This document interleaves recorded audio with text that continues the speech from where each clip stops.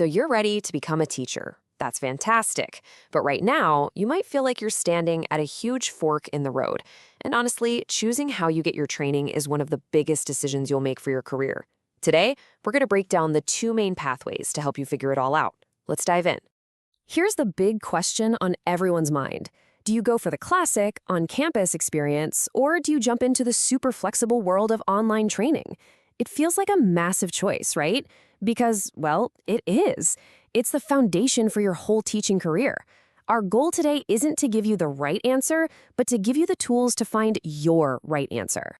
And here's how we're going to do it. First, we'll talk about why this is such a big deal for teachers today. Then, we'll get super clear on what traditional and online actually mean. After that, and this is the good part, we'll dig into the key things you need to think about. I'll give you a simple framework to make your choice, and then we'll talk about what to do next.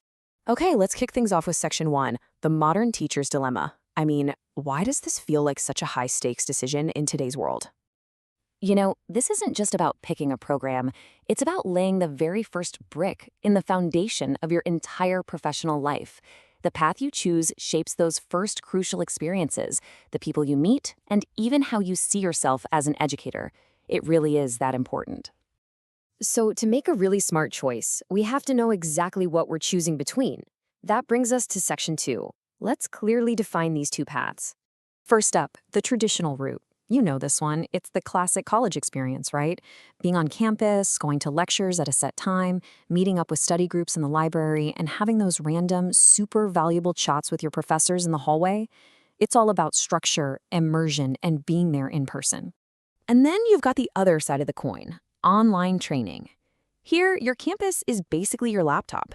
All your work is digital. You can often study late at night or early in the morning, whatever works for you, and you connect with everyone through things like discussion forums and video calls.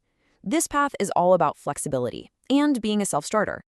All right, so now that we know what they are, let's get to the heart of it. In Section 3, we're going to compare them side by side on the things that are really going to matter to you. And listen, this is probably the most important point of all. There's no better option here. This is not a competition. Think of it more like a matching game. The whole point is to find the program that just clicks with your life, your personality, and what you really need to succeed. Let's start with a big one, flexibility. The traditional path has a built-in structure. Class is at 10 a.m. on Tuesday, and everybody moves through the material together. The online path, though, puts you in the driver's seat. You can work around a job, family, whatever you've got going on. You set the speed. So you've got to ask yourself, do I thrive with deadlines and a set schedule, or am I at my best when I'm in control of my own timeline? Next up, let's talk about your learning style. This is all about what makes you tick.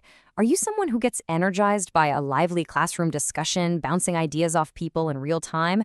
Or do you do your best work when you can really sit, focus, and dig into material on your own? The traditional path is built for that live collaboration, while the online world demands a ton of self-discipline. And finally, community. This is a huge one. On campus, your network kind of builds itself, doesn't it? You meet people over coffee, in the library, after class. Mentorship can be as simple as knocking on a professor's door. Online, you have to be more intentional. You build those bonds in forums and on scheduled calls. It's a different way of connecting, for sure, but it can be just as strong. Okay, we've laid out all the pieces of the puzzle. For Section 4, let's talk about how you put them all together to make a decision you'll feel absolutely great about. I love this quote because it gets to the heart of it. This choice isn't just about what's convenient. It's about what you value. Do you value that in-person collaboration, or do you value ultimate flexibility? You're choosing the environment that's going to help shape you into the kind of teacher you really want to be. If you only remember one thing today, please let it be this. The right answer is 100% personal. What's perfect for your friend might be a terrible fit for you. And that's okay. The only thing that matters is finding your best path. So how do you do that? Here's a super simple but really powerful 3-step plan. First, assess.